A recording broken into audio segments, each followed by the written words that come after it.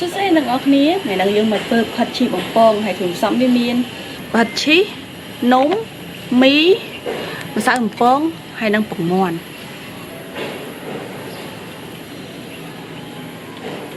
mình dương nó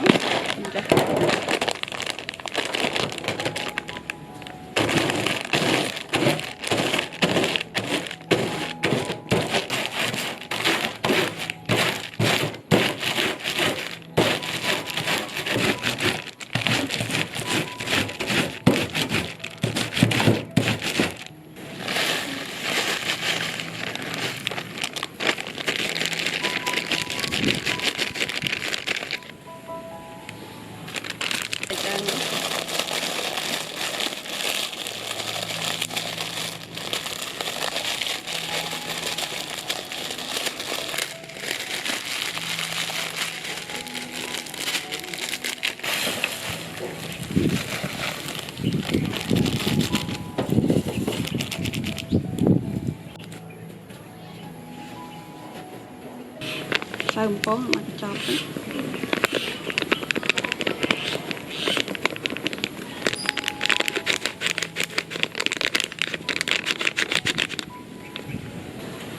không muốn mặc nhãn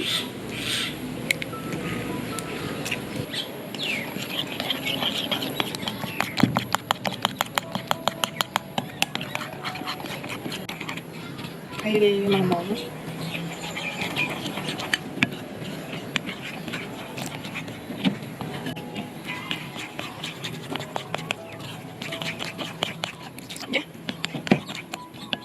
nó hiểu cái còn nó sắp cái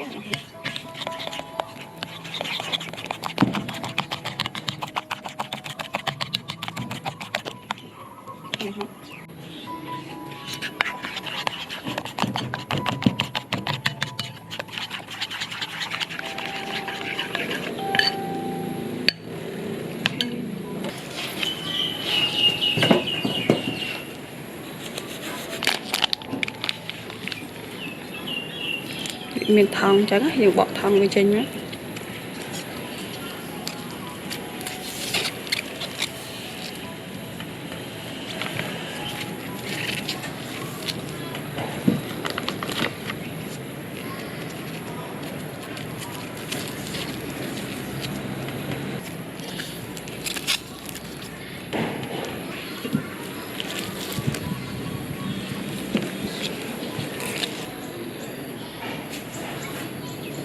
do mà sao bông cho nên mà chẳng tràn hết nào về với sủa là nông ca liệp cho mùi nâng hạt dơ đó chặn sao chặn thành cha trốn do hạt dơ mùi bông đó do vì mình liệp cho mùi nâng mà sao bông dân xanh đó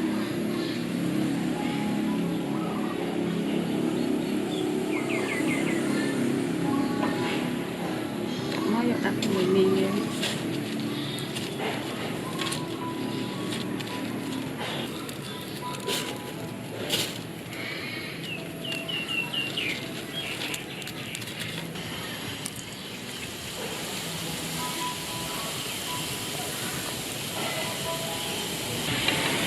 mới đấy vô viên mọc lại thì mới nông viên nữa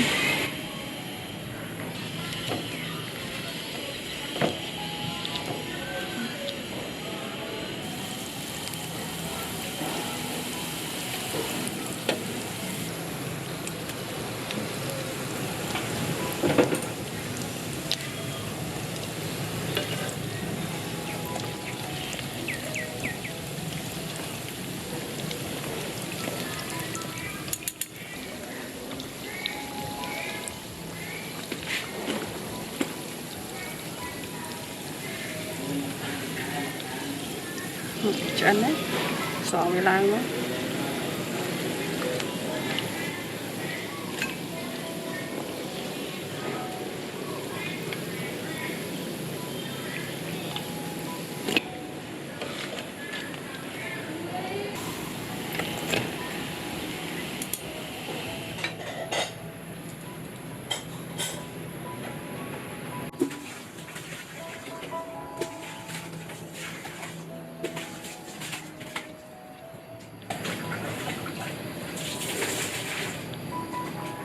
chi riêng rồi ro lấy một phụ chia được ở nia này trong nhà buổi tận tết nữa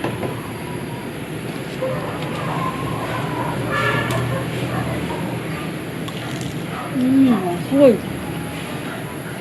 xem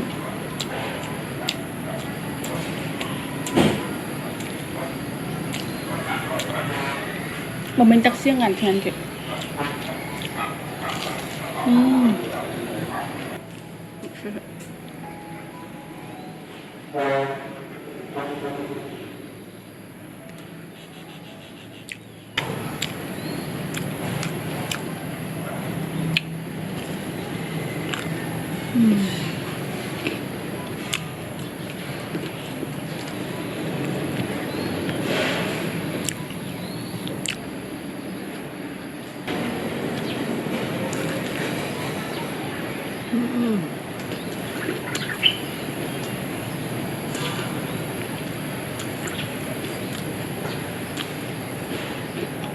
chuỗi khăn nó